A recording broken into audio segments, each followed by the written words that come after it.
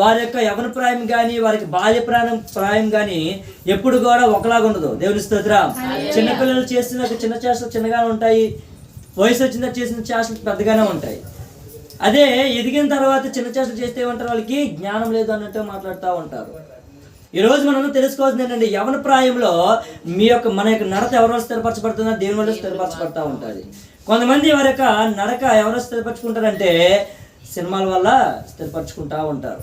యవన ప్రాయంలో ఎక్కువ అట్రాక్ట్ అయిపోతారు. దేనికి అట్రాక్ట్ అయిపోతారంటే సినిమాల వల్ల అట్రాక్ట్ అయిపోతూ ఉంటారు. ఆ హీరో ఎలాగుంటే మనం ఉండాలని చెప్పేసి ఒక ఆలోచన పెట్టుకుంటూ ఉంటారు. మొదటి వాళ్ళు ఒక కుర్రను చూశాను, మొత్తం జుత్తే పిల్లకేసుకుని చాలా ఇదిగా ఉంటారు. యవనస్తుడు, ఎవరి భయం లేదు, తల్లిదండ్రుల భయం లేదు, దేవుని భయం కూడా లేదు. కానీ నేడు క్రైస్తవ జీవితంలో మన యొక్క బిడ్డల్ని మనం ఏం చేయాలంటే దేవునికి భయభక్తులు మనం పెంచడం నేర్చుకోవాలి. చిన్న ప్రాయం నుంచి మనకి మనం దేవునికి